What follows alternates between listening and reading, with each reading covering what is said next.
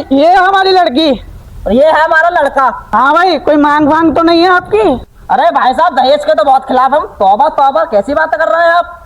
एहे रहा नहीं जा। 100 गज का प्लॉट अब्बा के लिए 100 गज का प्लाट है भाई। साले थपड़ा दूंगा, बताऊं?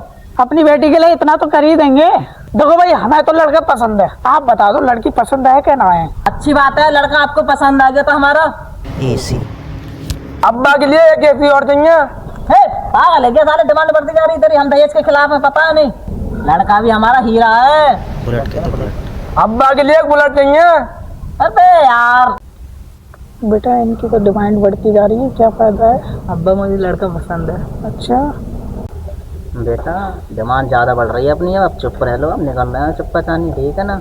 अब्बा लड़की सारे कर रही है, ले जाऊंगा पीछे वाले खेत में। बाबू अगर तुमने दहेज ना दिया ना तो मैं तुम्हें लेके भाग जाऊंगा, आप कैसे दे दो?